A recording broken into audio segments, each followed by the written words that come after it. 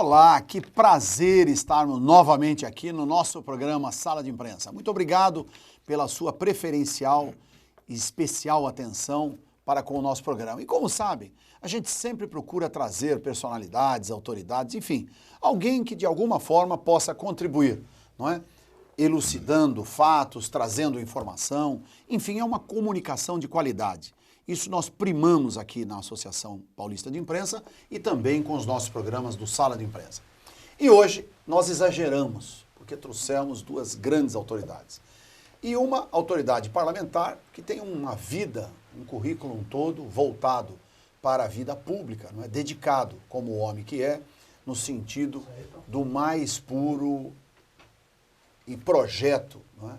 De atenção à vida pública. Nós estamos falando de um senador da República, que ele é paulista, mas, na verdade, formou toda a sua atividade parlamentar no estado do Paraná, nesse estado progressista do Paraná. Aliás, foi governador do estado também. Ele nasceu em Quatá, não é? Aqui no interior de São Paulo, cidade progressista de Quatá. E também começou como vereador lá embaixo, começou a trabalhar, não é? Em razão dos seus ideais, dos seus projetos políticos, e aí veio a deputado estadual, depois 2 vezes deputado federal, senador da República, governador, e depois candidatou-se novamente a senador, e hoje é um dos grandes senadores que representa todos nós brasileiros, principalmente os brasileiros do estado do Paraná, no Congresso Nacional. E, mais importante também, além de toda a sua atribulação e seu trabalho político e público, é também um grande articulador e hoje é o líder da bancada de oposição no Senado da República. Estou falando da figura iminente do nosso querido senador Álvaro Dias. Senador, muito obrigado, uma honra, Sérgio. viu? Muito obrigado por senhor estar aqui conosco. Muito obrigado, uma honra muito grande. Com o Thomas, com vocês. Muito obrigado. Para essa conversa aí sobre os problemas do país. Não tenha dúvida. E muito obrigado por ter aceito o nosso convite e estar aqui conosco. É uma honra muito grande. Uma alegria. E por outro lado, ele como também a habilidade que tem, já falou do seu amigo pessoal, não é? Que é também um idealista, não é? O Thomas é um grande amigo, um economista, um homem formado, não é?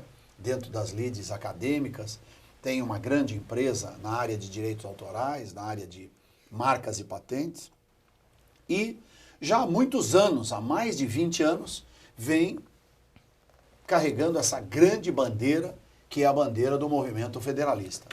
Professor Thomas Kollontai, prazer mais uma vez. Da mesma forma. O Thomas, viu, senador, ele já é habituê do nosso programa. Ah, já é. Já nos deu a honra aqui de entrevistas muito já é da boas. casa. Com o Juca Chaves, entrevistas também com... Duas anteriores, não é? Sim. Então, tá vendo? Ele já veio tantas vezes que a gente já até perdeu as contas, mas hoje nos deu a honra de trazer aqui o senador Álvaro Dias. E, como sempre, a nossa querida partner, jornalista, que é um dos maiores valores também da área feminina no segmento da comunicação do nosso estado e do Brasil. Mara Bastos tem um programa dela de televisão, tem um programa de rádio, atua conosco e é a nossa vice-presidente também da Associação Paulista de Imprensa. Mara, querida. Querido. Uma honra, viu, ter você aqui conosco. Igualmente, mais uma vez, é uma honra estar aqui hoje, num momento tão especial, que a gente vai poder falar um pouquinho com o nosso senador, né? E também com o nosso querido Thomas Kollontai. Então, senador, nós estamos vivendo hoje uma situação extremamente delicada no país, né? Quer dizer, acho até, sem fazer nenhuma apologia, não é? Até porque Vossa Excelência sempre tem tido uma conduta como opositor, não é? Um homem de oposição extremamente cauteloso, não é? As suas posições, inclusive as suas falas são sempre eivadas no sentido de tentar melhorar o Brasil, não é? Porque uma coisa a gente sente particularmente, quer dizer, o cidadão comum, ele vê assim, os políticos não estão muito preocupados com o Brasil, não é? Por mais lógico que o interesse seja o país, mas a gente nota que poucos têm essa sua responsabilidade, esse interesse, porque a gente pode até atribuir, quer dizer, quantos partidos de oposição que eram oposição pela oposição. Quer dizer, o ideal é sempre, e a gente tem visto, o senhor sempre dá uma crítica e traz sempre uma postura de posição para tentar resolver aquele problema. Ultimamente nós tivemos escassez de oposição, né? Isso que é verdade. Exatamente. Aí é uma contradição. Em determinados momentos faz-se oposição pelo gosto de se fazer oposição. Sim. Mas no Brasil a oposição foi praticamente dizimada nos últimos anos. Durante 13 anos de euforia petista, de alta popularidade dos governantes, né? Os opositores desapareceram. Nós passamos a ter, especialmente pelo modelo adotado, né, esse modelo promíscuo, que culminou com o mensalão e o petrolão, esse modelo que se transformou no balcão, no grande balcão de negócios, né, a adquirir apoiamentos no Congresso, dos partidos e de empresários. Esse modelo, aliado à alta popularidade dos governantes, acabou dizimando a oposição. Nós passamos a ter a menor oposição da história. Numericamente, inclusive a menor oposição da América Latina. Nem no regime era assim. Nem o Hugo Chávez tinha uma oposição tão reduzida como nós tivemos nesses anos no Congresso Nesses Nacional. 13 anos, não é? Em determinados momentos, no Senado, eu fazia oposição praticamente só, isolado. Né? Às vezes em audiência pública, com ministros, né? Eu olhava ao redor assim e dizia, está tudo dominado, mas eu tenho que cumprir aqui o meu dever, não é? Então nós tivemos, lamentavelmente, um período de governo absolutamente prepotente, não é? Sim. Adotando métodos fascistas, Sim. não é? Com um esquema policialesco mesmo, de devassa da vida dos opositores, atemorizando, e com isso diminuindo a oposição à insignificância numérica. Hoje é fácil, né? O governo afundou-se, sua popularidade está lá no fundo do poço, e aí aparecem oposicionistas corajosos. Né? Onde estavam, não sei, mas eles aparecem agora, e que sejam bem-vindos, porque a democracia exige oposição forte, né? Infeliz da nação que não tem uma oposição responsável e forte. Né? Então, hoje, nós estamos vivendo um momento nervoso, turbulento, com uma soma de crises, né? A crise política, crise econômica e principalmente crise ética. Mas há uma perspectiva extremamente positiva, que é a de mudança. Exatamente porque instituições resistiram ao tempo, se consolidaram na sua independência e hoje prestam um serviço notável ao país. Ministério Público, Polícia Federal e Justiça Federal. Tendo à frente no Paraná o juiz Sérgio Moro. Meu xará lá não é mole, hein? Não é mole. Eu creio que nós podemos ter Ele não é aí fraco de caneta, não. uma virada de página na história do país. Então esse é um momento difícil, conturbado, de crise, de dificuldades, mas pode ser que nós estejamos plantando uma nação diferente. Essa é uma ótica de quem vive hoje no Congresso Nacional, e o senhor tem essa expectativa? Em primeiro lugar, nós podemos contar com isso? Em primeiro lugar, é um desejo, né? Sim. Mais do que previsão, é desejo. Certo. Mas eu alimento a esperança de que isso possa ocorrer. Até porque a população está diferente, né? Está cobrando. Vocês viram nas ruas, né? Sim. Principalmente aqui em São Paulo, multidões. 2013, em junho, depois 2014, os movimentos. Né? E eu via nas ruas do Brasil o surgimento de uma nova nação, diferente, mais politizada, mais consciente.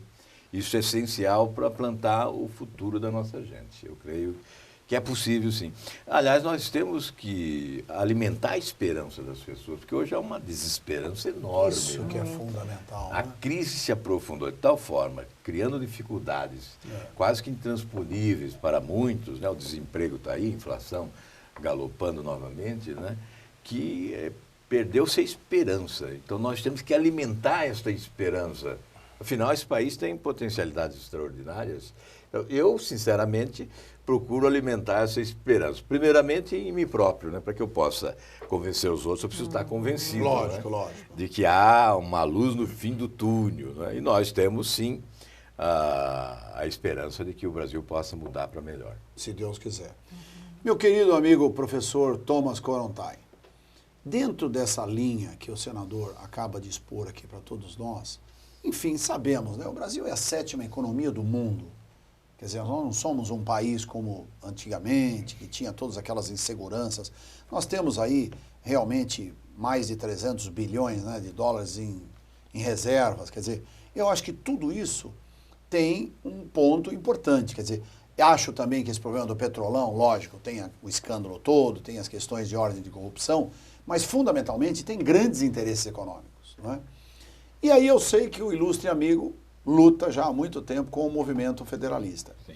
Você acha que se a gente tivesse, eu gostaria, senador, que o senhor também participasse, até pela sua cultura política, pelos projetos que o senhor, como ex-governador, como senador, que já foi e agora novamente o é, como deputado estadual, como vereador que viveu os problemas na base, não é, dentro da sua cidade, você acha que o movimento federalista, Thomas, tem como dar solução à maioria desses casos?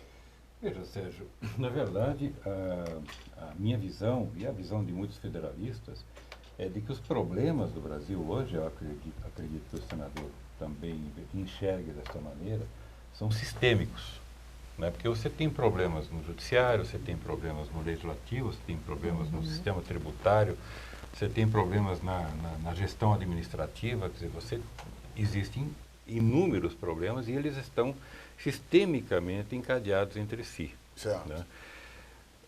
O Álvaro falou da crise, realmente é uma crise tremenda, mas eu sempre gosto de me lembrar da palavra crise na sua versão chinesa, né?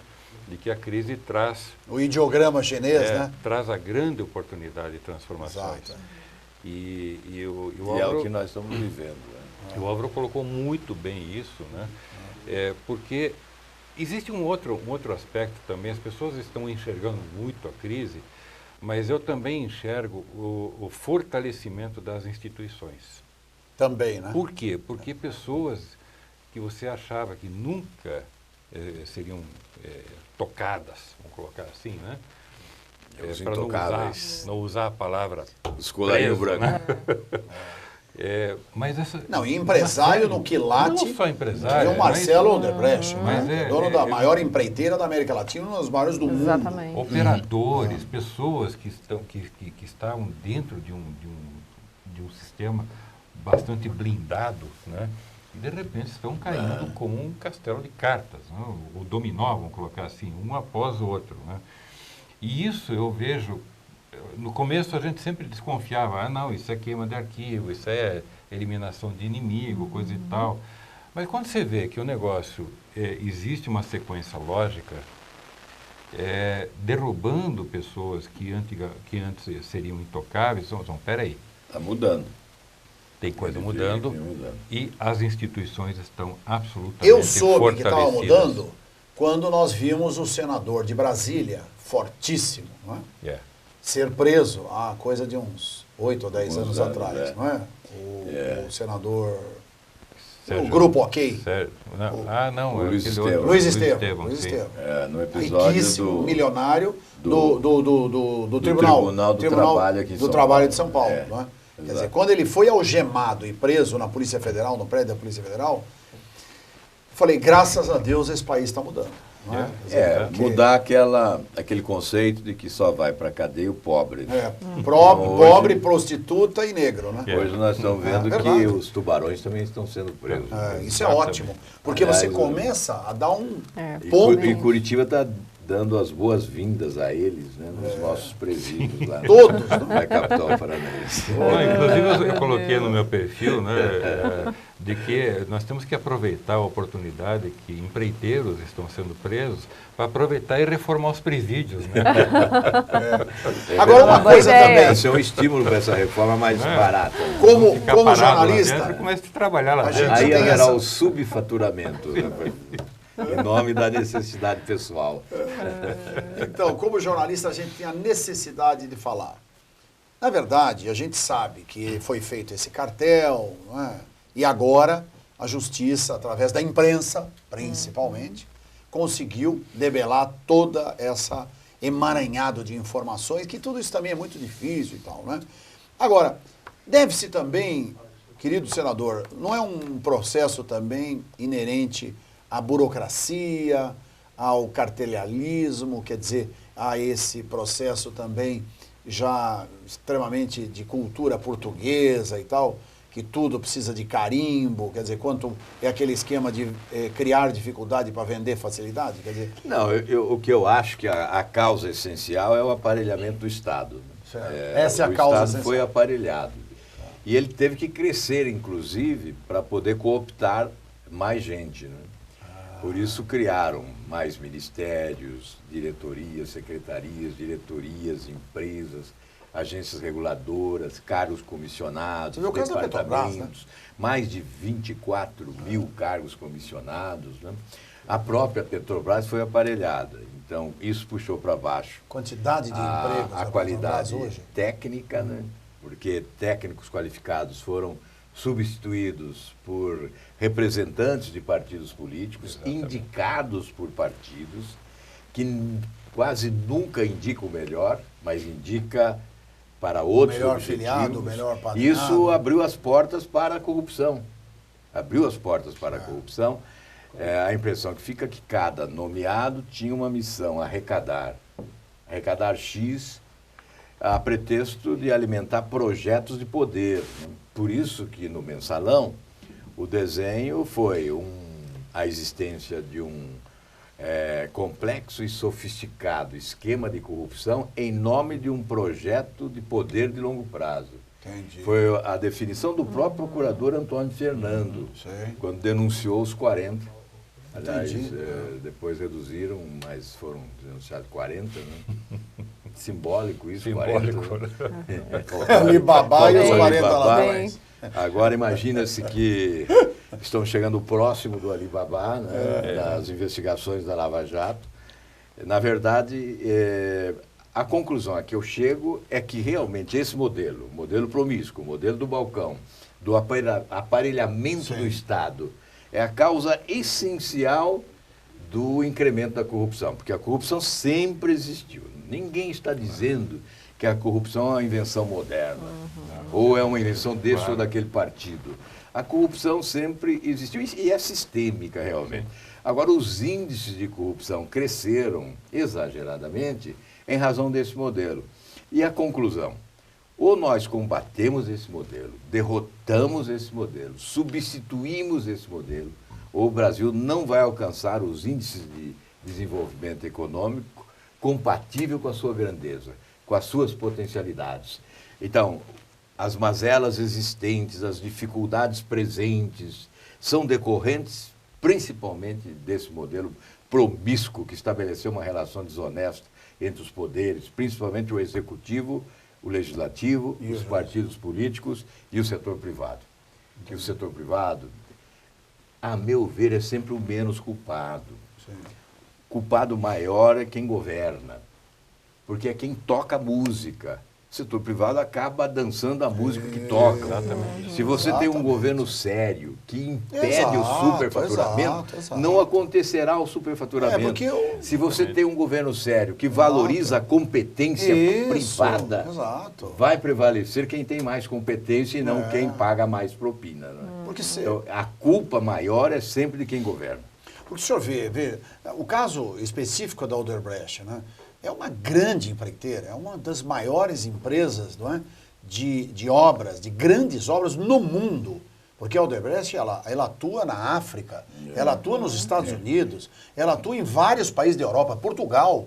Agora, várias estradas e autoestradas em Portugal foi feita pela Odebrecht. Quer dizer, se eles não tivessem competência, veja, Bilhões. vou dizer mais uma coisa, quem vai para Miami vê ali. Não só os 11 bilhões do BNDES. Exato, também bilhões lá fora. Lá fora. Em função da competência técnica. Uma empresa E eles próprios afirmam aí agora, não é? Então. E nós temos que, inclusive, considerar que a afirmação é verdadeira. Que, olha, nós tivemos que entrar nesse jogo, porque senão nós não trabalharíamos. Exato, e não trabalhando, veja, eles dão mão de obra para 127 isso não é mil sentença empregados. de absolvição para ninguém. Não é. Terão que pagar pelo que fizeram. Mas nós temos que considerar que a responsabilidade maior é de quem governa o país. Exato. Os governantes. Exato. Essa transferência de responsabilidade é um hábito que, lamentavelmente, foi consagrado nos últimos anos. Exato. Eu não vi, eu não sei, tá? É transferir a responsabilidade. Né? Exato. Admitir, às vezes, até a existência do crime, mas não admitem nunca a existência de criminosos, para que a impunidade prevaleça sempre. Então, mas esta é a realidade. Eles são os grandes responsáveis, os comandantes, Exato. os governantes do país. Exatamente. Você vê, nós temos o caso da Petrobras, Mara Bastos, meu querido Thomas Korontai e senador Álvaro Dias, que é uma das, foi até há pouco tempo, exemplo não é, de empresa. Nós somos a única empresa no mundo a ter a tecnologia da prospecção do petróleo no pré-sal. Não é? Quer dizer, não tem outra. Em águas profundas, a Petrobras é imbatível na exploração. Exato.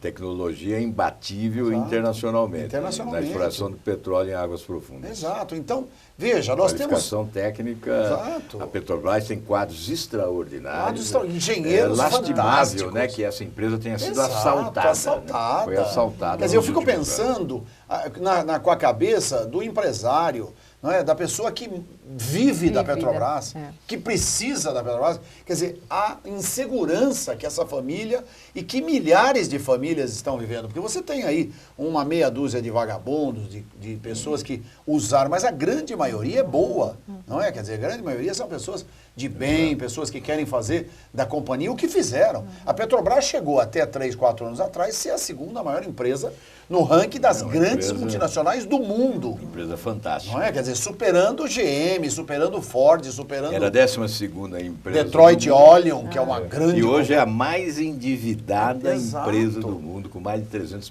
bilhões. Não, e a ação dela... Países, com o patrimônio reduzido pela metade. Exato, a ação dela de 68, 70 reais, não é? A ação ordinária passou para 8, 9, chegou a 7, quer dizer... mas isso foi tudo em razão também do aparelhamento. Do aparelhamento, exatamente. O aparelhamento é a politicagem, não é? Porque o pré-sal, ele foi precipitado. Ele não deveria ter sido lançado. Ele foi precipitado porque houve um erro de cálculo, né? Foi uma ação midiática, jogando o país, né? Jogando a empresa numa situação absolutamente impressionante. Por quê? Porque você tem que fazer cálculo econômico dessa situação, né? Para você perfurar o pré-sal, o cálculo era 220 bilhões de dólares de investimento. Tá? Aquilo, nenhuma empresa se habilitou para fazer. E o governo brasileiro expulsou as grandes empresas pelo modelo adotado, né? Foram embora. E aí, o que aconteceu? Tem um grande interesse. Vamos investir. Vamos investir. A Petrobras vai investir, roda a maquininha de grana, depois solta título público no mercado para tentar fazer a compensação e vai estancando a inflação com título público. Resultado, 4 trilhões e meio de dívida. Né, agora, viu, Thomas, o que eu gostaria de dizer também a respeito da Petrobras. Se o governo tivesse agido quando as primeiras denúncias surgiram, eu recordo, em 2009, em 2008, as denúncias aconteciam fartamente. Em 2009, eu liderei a coleta de assinaturas no Senado, instalamos uma CPI. Sim. Houve uma verdadeira operação de guerra para impedir a instalação da CPI. Nós conseguimos instalar. Depois, essa operação de guerra prosseguiu para impedir que a CPI investigasse para valer. Nós fomos obrigados a fazer um relatório paralelo e protocolamos 18 representações junto ao Procurador-Geral da República com as principais denúncias. Mas isso quando foi? Em que ano? 2009. Olha. Portanto, quer dizer, 18, então não foi também investigado, né? Não, 18 denúncias da maior gravidade. O que eu queria dizer, se o governo tivesse adotado providências diante daquelas denúncias, quanto o país teria evitado de desperdício? Quem era o Procurador-Geral da República na época? Não, o procurador instaurou os procedimentos de investigação. E essas investigações prosseguiram. Mas ficaram brecadas. Mas o governo não tomou nenhuma providência administrativa para conter o processo imediatamente. Entendi. E manteve a hemorragia, o desperdício, o desvio do dinheiro, o superfaturamento, as mesmas práticas corruptas. O Procurador-Geral distribuiu para o Rio de Janeiro quando se tratava de ação no Rio, para Recife, no caso da usina Abreu e Lima, para o Paraná, no caso da Getúlio Vargas em Araucária. Então, distribuiu, os inquéritos foram instaurados. Depois, em 2012, no dia 22 de dezembro, eu sozinho fui à Procuradoria e protocolei a representação denunciando a negociata de Pasadena, que deu origem a um inquérito que foi instaurado em fevereiro de 2013. E este inquérito é que acabou trazendo à tona toda a sujeira que estava debaixo do tapete de todas essas denúncias anteriores. A partir de 2013, concomitantemente, a Operação Lava Jato começou a ser divulgada, né? E o país passou a conhecer a podridão que existia no âmbito da Petrobras, acabando com a moral, com a imagem da empresa internacionalmente, né? Então, o governo não tomou providência. Quer dizer, o senhor já tinha denunciado o caso de Pasadena? Em 2012, dezembro, eu protocolei a representação que deu origem ao inquérito, instaurado em fevereiro de 2013. O procurador tomou a providência e instaurou o inquérito. E esse inquérito cobrou do Tribunal de Contas a apreciação dos valores, né? E aí foi começou. quando esse assunto veio à tona, com mais força, né? Porque quando nós protocolamos a representação, houve divulgação, mas uma divulgação modesta, né? E com a instauração do inquérito, a convocação do Tribunal de Contas e a Operação Lava Jato em ação, esses fatos passaram a ganhar dimensão na imprensa nacional. Entendi. E, evidentemente, quer dizer, se naquela nós não época sabemos ainda quando vai e parar. como isso terminará. Vai parar. E nós esperamos que termine da forma mais adequada a favor do Brasil. Isso que interessa. Não interessa quem vai para a cadeia, não interessa quem vai perder com isso, não interessa quem vai ser punido. O que interessa é que isso seja bom para o Brasil. Isso é fantástico. E nós, inclusive, nós estamos falando, e eu particularmente como advogado, tenho que me prender a isso também. Sabemos que tem grandes valores, não é, dentro do processo do Poder Judiciário. E, aliás, um Poder Judiciário atento, que tem procurado, inclusive o próprio Poder Judiciário, é que está fazendo com que toda essa operação deflagrada tenha respaldo para manter homens, como nós dissemos aqui no início do programa, né, do quilate dos empresários que estão sendo presos. Não é? E aí vem uma pergunta. Na verdade, recentemente, o senhor senador teve uma participação importante, não é? Quando da escolha do nosso atual ministro Fachin, não é? Na última vaga no Supremo Tribunal Federal, a mais alta corte do país, não é? Em substituir, na verdade, para preencher o lugar do então ministro Joaquim Barbosa, que também teve um papel relevante. Importante. Né? Então, e outra, e nós temos o prazer do seguinte, né? Nós temos hoje dois grandes representantes do Estado do Paraná, o querido senador Álvaro Dias e o professor Thomas Korontai. E o Fachin, ministro escolhido, nosso colega, advogado, né? Que hoje está lá. E a gente soube que, enfim, houve uma grande articulação no sentido da escolha, inclusive dele, como um grande homem público que o é, a esposa, inclusive, também letrada nas ciências jurídicas, é desembargadora, não é? Exato. Do Estado do Paraná. Isso. A polêmica em torno do nome de Fachin se deve ao momento político que nós estamos vivendo. Isso. Porque se fosse em tempos de normalidade, primeiro ele não seria indicado. Se fosse. Porque se a Dilma estivesse, a presidente Dilma, respeitando a posição, se a presidente Dilma estivesse num momento de alta popularidade, ela escolheria um amigo, como se fez anteriormente. Sim. Como o Lula fez. Isso. Né? Então, vamos evitar os nomes, mas ela escolheria um outro nome. Mas a necessidade a obrigou a escolher um grande jurista. Sim. E sendo do Paraná, eu sendo do Paraná, conhecendo a sua história, eu não poderia usar esse momento de forma oportunista Sim. para atingir a presidente da República, quando, por uma razão ou por outra, acabou fazendo uma boa escolha. Aliás, um professor aqui da USP, né, de Direito, ele disse que foi a melhor escolha dos 4 governos do PT.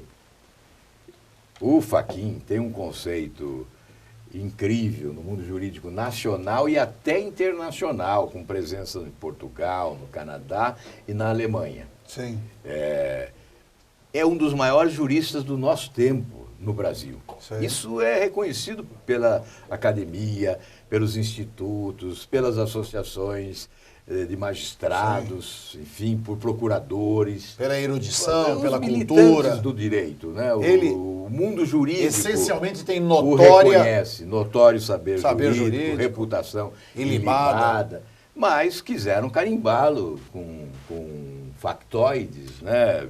Petista, MST, CUT, bolivariano, enfim, marxista.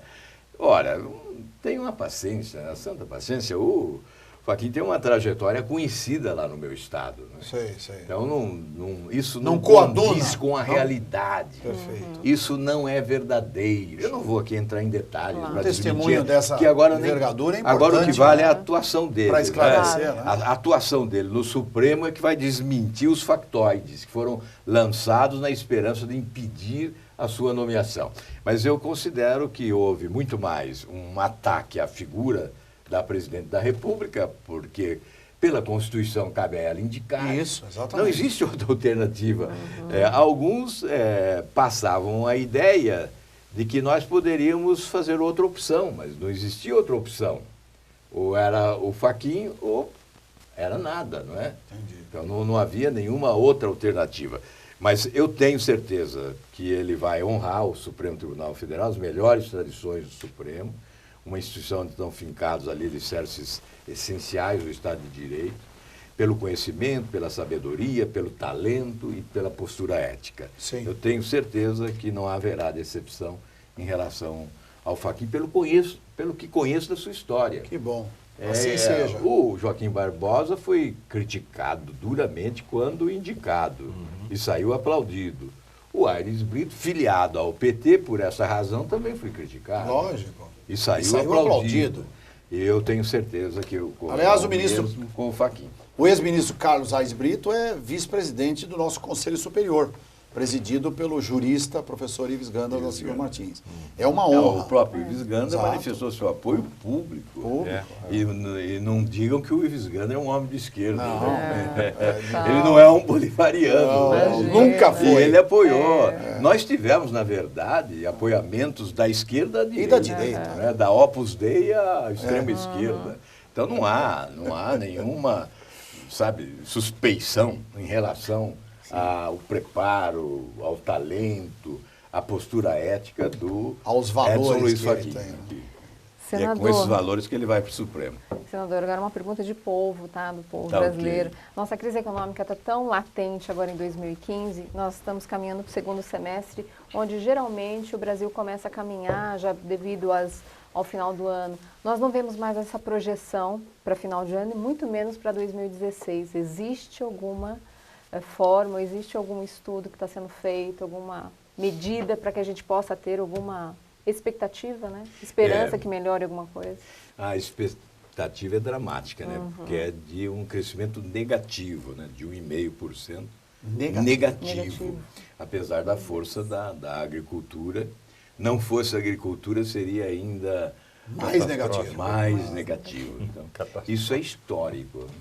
Isso revela a razão das dificuldades vividas já por famílias brasileiras, por trabalhadores desempregados, ameaça de desemprego, enfim, o salário não atendendo a demanda, não conseguindo pagar a conta no final do mês. Então, realmente, as dificuldades estão presentes. E o governo está adotando medidas insuficientes, na minha opinião. Esse ajuste fiscal é muito mais um ajuste de contas com a sociedade. É o governo transferindo a responsabilidade da crise, que é dele, ele é o proprietário dessa crise, é o responsável por ela, mas quer transferir para a sociedade. Pagar a conta. A sociedade é que tem que pagar a conta. Mas é impressionante porque, com todo esse esforço, com a mão grande no bolso dos brasileiros, o que o governo vai resultar em valores fica muito aquém do desperdício. Então, se você levar em consideração o que o governo gasta para manter os 39 ministérios, né? 370 bilhões de reais por ano, e aí ele vai economizar 12 bilhões com ajuste fiscal, ou um pouco mais, né? Então você vê que está muito longe, e que se ele cortasse na própria carne, ele poderia obter um resultado muito mais significativo, não é? Então são quase 370 bilhões por ano de despesas de custeio, com uma máquina monumental que cresceu em razão desse fisiologismo, né, desse balcão de negócios, desse aparelhamento do Estado, e o governo não corta um cargo comissionado. Não, e pelo contrário, vai crescendo, vai aumentando. Vai aumentando. Então, abre mais a despesa aumenta ao invés de ser reduzida. Então, o que aumenta de despesa é mais do que o governo consegue de economia com o ajuste fiscal que sacrifica a sociedade. Então, é isso que nós não compreendemos.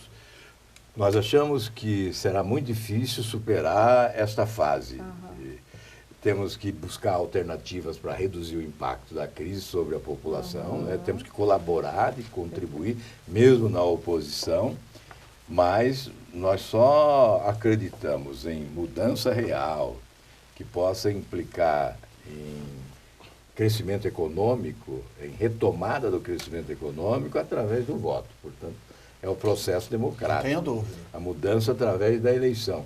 Porque um governo que perde credibilidade não tem êxito nos seus projetos, os mais Não tem dúvida. Não, e dificulta tudo, né? Exato. Na verdade, senador, nós temos hoje problemas que são, conforme o senhor disse, já da história, enraizado no processo da economia, no processo da política brasileira. Eu acho que a nossa obrigação é tentar melhorar isso.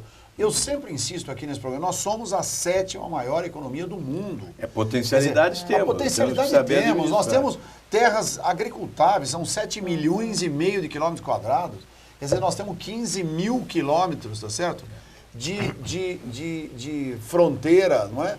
Marítima, quer dizer, praias maravilhosas. Quer dizer, não investimos um centavo com dignidade, com interesse de planejamento estratégico no turismo, na indústria do turismo. A indústria do turismo é uma indústria que tirou a Alemanha de problemas terríveis do pós-guerra, tirou a França, quer dizer, a Espanha, não é? A Espanha agora retomou parte do crescimento com mais de 20% de desemprego através do turismo, incentivando o turismo. E aqui, um país como o nosso, com a grandeza que nós temos, infelizmente, eu não entendo, quer dizer, por que nós não mudamos essa matriz, não é, de desenvolvimento do país? O grande problema, Sérgio, é exatamente isso. Todos os setores da República estão travados, todos. Há interesses, não só interesses políticos, como interesses mesquinhos, interesses econômicos, de grupos que estão se beneficiando. Ainda existe muita gente se beneficiando desse sistema, né? Então, trava tudo.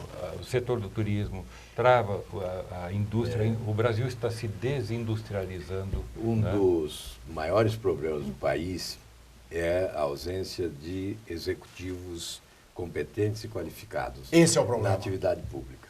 Começa desde prefeituras, né? E vai para estados, governos e secretarias, e vem para o governo federal, ministérios, que a coisa virou política, né? Porque a escolha é política, não leva em conta os critérios da probidade, da competência, da qualificação técnica e da aptidão para o cargo executivo. É preciso ter aptidão para cargo executivo. Mas, senador, me permita. Então, essa incompetência é que faz desperdiçar as potencialidades na área do turismo, como você bem salientou, mas em todas as áreas. Então, esse modelo tem que ser substituído.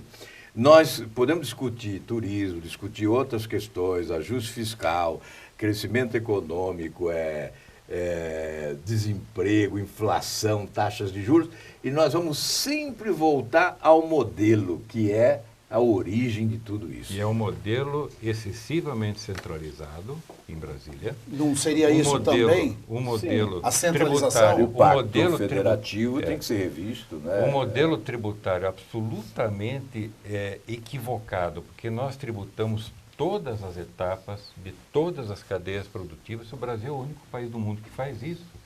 Então, uma coisa que custaria R$10, R$12 com imposto e o sem imposto custaria 10, ele custa 20, 25, 30, As redes... por causa da...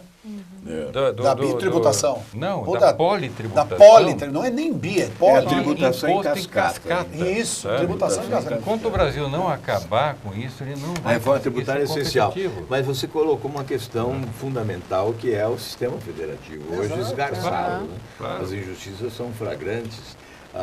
As unidades federativas são tratadas desigualmente. Né? Então, 75% desde a do Constituição de todo. 88, vai se repassando encargos aos municípios, sem que se repasse proporcionalmente os recursos para atender as novas demandas geradas Como o pela caso da transferência saúde. desses encargos. Mas eu Hoje o vou caso da mais saúde, longe Então, ainda. o sistema federativo ele está desequilibrado, desequilibrou a federação. É por essa razão que causou grande impacto a discussão da redistribuição dos royalties, Sim. que deverá brevemente, agora com a de posse novo, do Fachin, deve ser julgado no Supremo, e nós já sabemos que o relatório da ministra Carmen Lúcia é favorável à redistribuição. Isso significará um ganho extraordinário para estados e municípios brasileiros. E em prejuízo, evidentemente, para o Rio de Janeiro, Espírito Santo e um pouquinho para São Paulo, né? Muito pouco. Então, Mas em compensação, o Brasil vai há ganhar com isso. E a tendência é de aprovação. Uma distribuição mais Exato. equânime. Aham. Mais... Eu imagino que o próprio Fachin será um reforço a essa tese da distribuição dos royalties, redistribuição dos royalties. O próprio Rio de Janeiro já está adotando medidas cautelares, né, preventivas, porque está Ele é o que mais vai perder. Que vai perder muito Claro. Em termos de royalties. A questão da redistribuição, e isso aí eu, deixando essa questão dos royalties de lado, que é uma questão muito especial, né? Mas dentro do aspecto tributário, você veja, né? Repassa atribuições, mas não repassa recursos. Na verdade, os recursos nem deveriam sair das suas cidades, nem deveriam sair do ser estado, automático. né? Deveria ficar lá. Quer dizer, Essa uma é a reforma do federação, sistema federativo, né? Exatamente para isso. Né? para evitar essa concentração de recursos e depois a redistribuição clientelista. Por quê? Porque os governos, não foi só o governo do PT, mas os governos desde o regime militar, simplesmente foram concentrando recursos, criando impostos com outros nomes para evitar redistribuição. Sabe? Quer dizer, criou-se lá a CPMF, depois criou-se a CSLL, as contribuições, etc. É bom até dar para os telespectadores Isso, entenderem pode deixar. bem essa Isso. distribuição. O Thomas colocou bem, foram criando artifícios, né? Então, criaram as contribuições sociais, que são impostos, mas apelidaram esses impostos de contribuições sociais. E, na verdade, eles significam a parte do leão. O governo fica com... O governo da União fica com exclusividade, com 56% do total do bolo tributário nacional, e o restante é distribuído entre o próprio governo da União, os estados e os municípios. Eu apresentei um projeto em que as contribuições sociais também seriam compartilhadas no fundo de participação dos estados e municípios. Né? E é evidente que esse projeto não passa porque o governo não deixa passar, o governo federal não tem interesse, não quer perder receita. Então esta é a questão do desequilíbrio, né? Por isso a reforma do sistema federativo. Vou fazer uma sugestão, Álvaro, que eu fiz essa sugestão já aos presidentes que eram na época da Federação das Indústrias, das Indústrias do Paraná e da Associação Comercial e do Conselho Nacional das Associações Comerciais no país, e que eu fiz uma sugestão, eu não sei se ela é viável, né, mas que seria, digamos, um pontapé inicial para retirar um pouco da carga tributária do efeito em cascata. O que seria isso? Transformar a natureza da CSLL em imposto, porque ela tem a natureza contributiva, né, e por isso não redistribuível, e zerar a alíquota de IPI, que hoje, junto com o imposto de renda, são os dois únicos impostos. Para o nosso né? querido telespectador entender, É uma porque ideia. senão fica um negócio meio economês, senadorês, que é um negócio meio maluco. Senadorês. Acabou de inventar. Porque não, é verdade, né? Interessante. O Thomas Reis também. Só mais vez, Porque o Thomas é economista, né? Não sou economista. Didaticamente falando, né? Mas conhece profundamente economia. Então, para entender, Todas na verdade, cacetadas.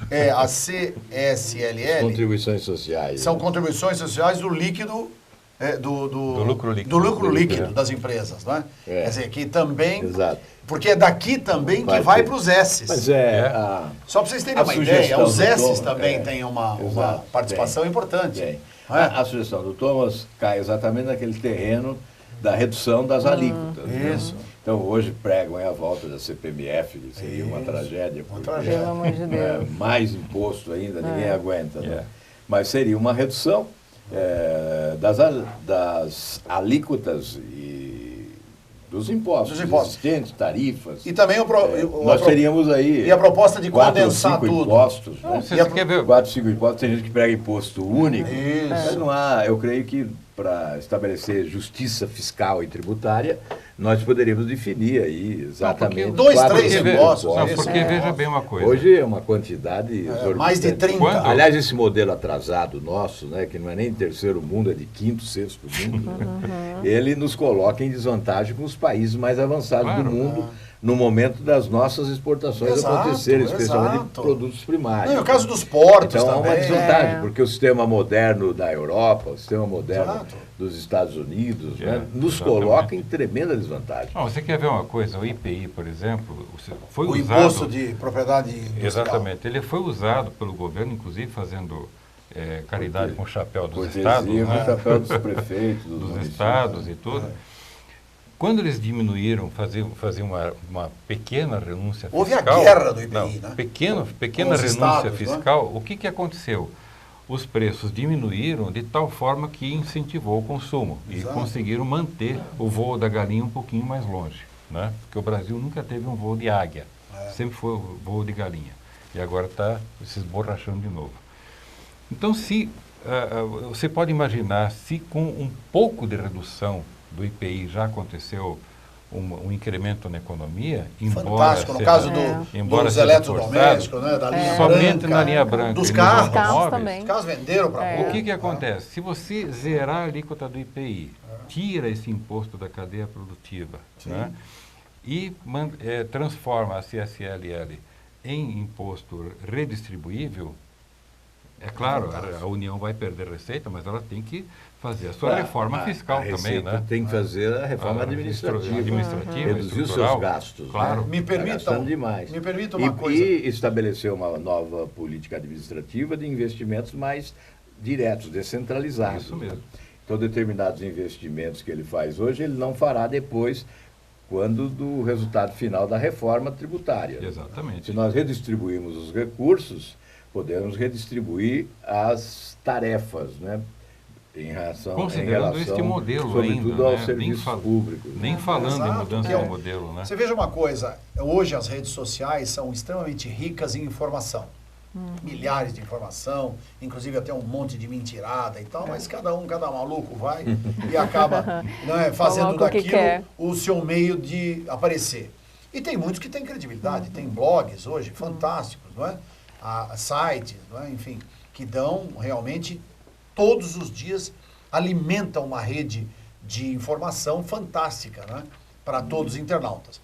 E nós temos visto aí, eu tenho certeza que a grande maioria dos que já estão nos assistindo e os que nos assistem habitualmente, o programa Sala de Imprensa, sabe, nós temos, senador, e o senhor deve já ter recebido, a Mara, o Thomas, aquela divulgação sobre a questão da incidência dos impostos e que um Gol é vendido, o nosso Gol, que é construído, que é montado, não é construído, é montado no Brasil, ele vai para o México, ele é vendido no México a 23 mil reais. Ele sai do Brasil por 18. E com muito mais... E com muito mais. Então, e aqui Itens, nós, né? o brasileiro Itens. paga um Gol. Isso, olha, querido espectador do Sala de Imprensa. Você sabe que você, que principalmente que acabou de comprar um Gol por 40 mil reais, 36 mil reais e tal, este carro custa 18. Se você for... Suco de laranja, por Exatamente, exemplo. suco de Os laranja. produtores É. exportam porque é melhor exportar do que vender para consumidores internamente, já que o imposto aqui Exato. consome o ganho. Isso, né, e isso você dos falou muito produtores. bem. Os amigos, Nós temos, infelizmente, a nossa matriz exportadora é de produtos primários. exato. Né? Por quê? Porque não há incidência de impostos. Por isso que a gente consegue ser competitivo, em parte, porque até Mas na perdemos parte de muito dentro... nessa Mas perdemos competição lá muito. fora. Abriu a porteira, O nós já lucro seria- começamos a os perder. nossos A nossa amigos, agricultura seria mais poderosa Muito Se mais. tivesse trens, tivesse se nós tivéssemos hidrovias, uma relação sabe? comercial É. com os países de primeiro mundo mais civilizada. Né? Também. Exato. E aí nós dependemos muito de um estadista que possa Tem essa visão, convencer esses republicana, países exato. mais avançados e que o egoísmo Mas Gana é nocivo a eles. Mas Gana é um país avançado. Não, mas eu digo, a questão nossa não é com Gana, não. É com os Estados Unidos, com os Eu países da sei, Europa, americano. né, eu sei.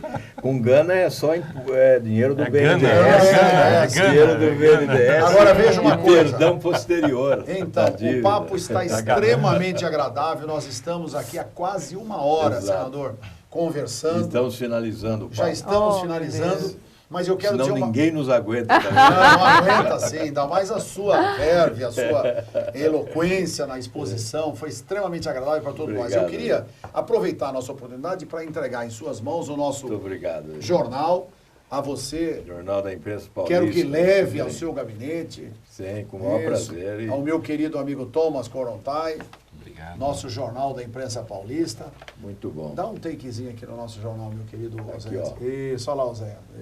Isso. Redol, posso só fazer uma pergunta rapidinha para o senador? Pois Não sei se ele vai Pois responder. não, Mara, pode. Diante de tudo isso, o povo brasileiro está descontente, o Senado está descontente. O senhor acha, na sua visão, que a nossa presidente chega até o final do mandato? É uma previsão difícil de fazer, né? Ninguém deseja o mal para o país. Exato. Claro. E, as consequências de um processo de impeachment É são muito desastroso, dolorosas. é verdade. Muito. Muito desastroso. O que se deseja é que se consiga administrar essa crise Da melhor forma até a possível. eleição. Mas é imponderável. Né? Nós dependemos muito das conclusões a que chegaremos na Justiça Federal Perfeito. relativamente aos escândalos de corrupção que estão aí, não só a Petrobras, mas isso avançou para outras estatais, para outras áreas da administração federal. Né? Então, nós não sabemos qual será a conclusão desse processo. Perfeito. E isso, dependemos muito disso para saber se a presidente consegue chegar ao final do seu mandato.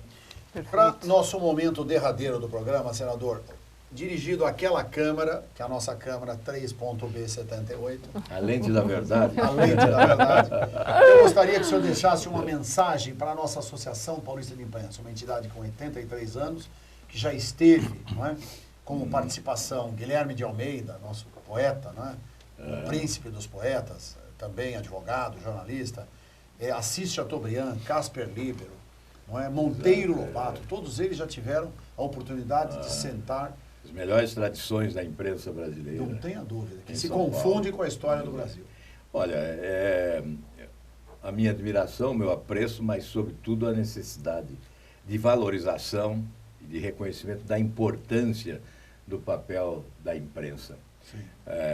Há um estadista norte-americano que disse certa vez, entre um governo e a imprensa, eu fico com a imprensa. Entre o governo e a imprensa, eu fico com a imprensa. Ou seja, ele consagrava a importância da imprensa, reconhecia o valor da imprensa acima da sua própria função de governante norte-americano. Então, isso tudo diz... Abraham Lincoln.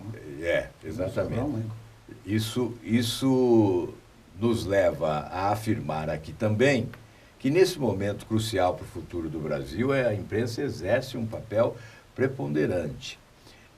O que nós desejamos é que a imprensa seja incansável na busca da verdade e Fundamentalmente. que ela rejeite a tentação dos factoides. Sim. A imprensa Paulista. a imprensa paulista especialmente, com grandes veículos de comunicação, tem grande importância nesse momento vital para o futuro do Brasil. Por isso, as nossas homenagens à Associação da Imprensa Paulista, né, e a essa sala de imprensa, onde nos encontramos para esse debate, né, e os cumprimentos a você, Sérgio, que preside com muita dedicação esta instituição. Muito obrigado. Um grande abraço a todos. Muito obrigado. É uma honra, então, nós termos a conclusão do nosso programa. Nós estamos já nos estertores, em função desse momento histórico, meu querido amigo Thomas Korontai. Você tem 3 segundos. Boa tarde. Meu nome não é Enéas. Bom, como eu disse, né, a crise ela traz grandes oportunidades, e uma das grandes oportunidades é a reflexão deste modelo. Né? O próprio senador destacou muito a questão relacionada ao modelo, e eu vou mais adiante. É um modelo de federação absolutamente equivocado que nós temos. Nós temos que ter autonomia dos estados, não só no aspecto econômico, como também legislativo, judiciário, enfim, uma federação de verdade. Aliás, não é só o Brasil que precisa rever isso, é o mundo inteiro que precisa rever isso. 2 países de grande sucesso, Estados Unidos e Alemanha, Estados Unidos e Alemanha, o Canadá também adotam modelos descentralizados de poder. Mas precisa descentralizar mais. E o Brasil é um modelo de federação que hoje se parece mais com o antigo modelo soviético de federação do que aquilo que Rui Barbosa se inspirou na Constituição americana. Então, é necessário uma reflexão muito profunda acerca de uma coisa muito simples: descentralizar os poderes para a autonomia dos estados, a autonomia das cidades, de maneira que o dinheiro fique nas localidades e deixe de passear, porque passeou por labirintos, perde-se e as coisas acontecem, e nós não gostamos dessas coisas. Sérgio, deixa eu só corrigir aquela minha frase do estadista americano. Na verdade, é entre um governo sem imprensa e a imprensa sem governo, eu prefiro a imprensa sem governo. Parabéns. Isso que eu disse. Isso mesmo. E vamos aproveitar, então, para encerrar com essa frase brilhante do estadista, não é? Abraham Lincoln, que deixou um legado fantástico para o mundo inteiro e foi um político altamente aguerrido e pensou sempre na sociedade e no seu país. E eu acho que é o que ficou claro aqui com as palavras do nosso querido senador Álvaro Dias, com meu querido amigo Thomas Korontai e a nossa jornalista Mara Bastos. A todos, muito obrigado. Foi uma honra ter a atenção de cada um de vocês. Eu tenho certeza que gostaram desse programa. E vamos estar sempre sintonizados do Sala de Imprensa para que a gente possa trazer mais e mais informação com qualidade. Até lá. Tchau, tchau. Muito bem. Muito bem.